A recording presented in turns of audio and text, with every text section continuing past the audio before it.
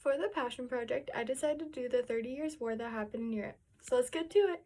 This war happened from 1618 to 1648, and it was one of the biggest disaster conflicts in all of European history.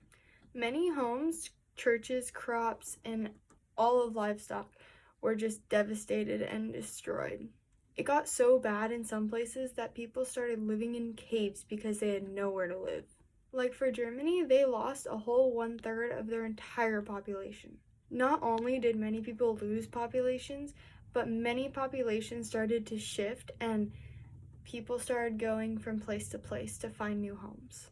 Many Swiss immigrants came together and settled in decimated areas such as Pfalz and Baden. Many young kids, such as 14 and 15-year-olds, were encouraged to marry and marry really young because they needed to increase their population so they had more people working in the fields and working with crops. Finally, the Peace of Westphalia came along and ended the war in 1648. It happened in October 1648 and brought peace to the Roman Empire. During the 30-Year War, not only did many people lose family members, but about 8 million people died, and they died because of many different reasons.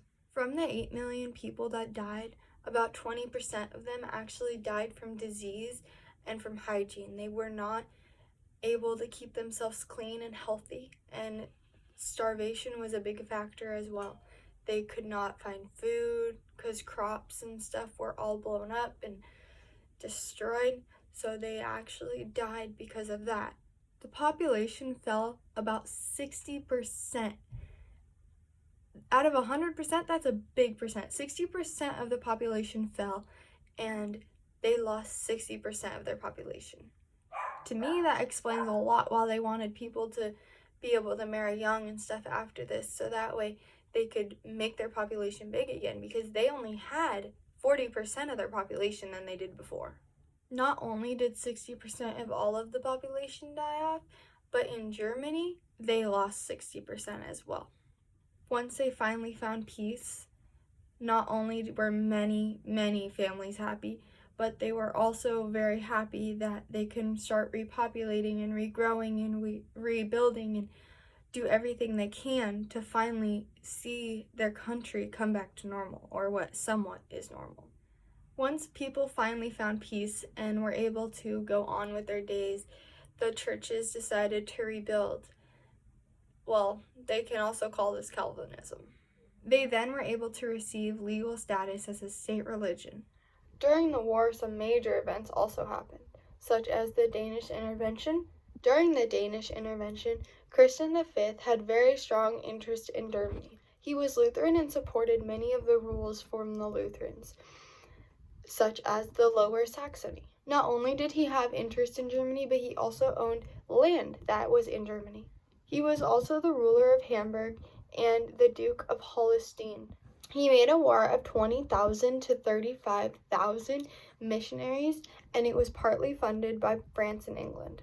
He made the biggest European army to fight in the war.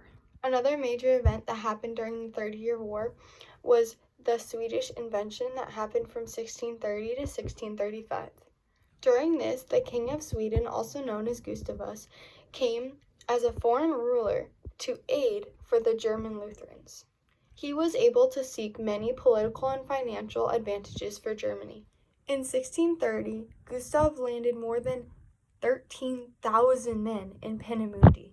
From 1630 to 1604, the Swedish drove the Catholics back, causing them to be able to get a lot of their land back. One of their last major battles was August 20th, 1648, and it was called the Battle of Lens. This was when the French army defeated the Spanish army under Archduke Leopold.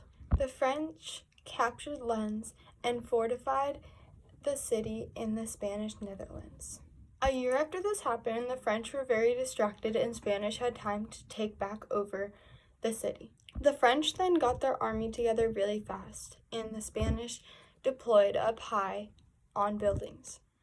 After that, it turned into a really big battle, but in the end, the French still lost. After the war ended, Europe gained a lot more power than expected. The Netherlands also gained a lot of independence from Spain. Sweden also gained control over Baltic. France was then acknowledged as the preeminent of Western power. I think not only was it very devastating and very sad for many people, but I think that it was also a really good lesson because they kept picking wars and they kept picking them and they finally saw what it was doing to them. And by the time they figured out what it was doing to their country, they were too far along to stop it. And so once they finally signed the treaty, many more people were a lot more happy and they were finally able to find peace and rebuild and find unity in their country. And many people were a lot more happy. Eventually, they finally got their population back, and now they have a big population, and it obviously is going to be a lot different now than it was back then.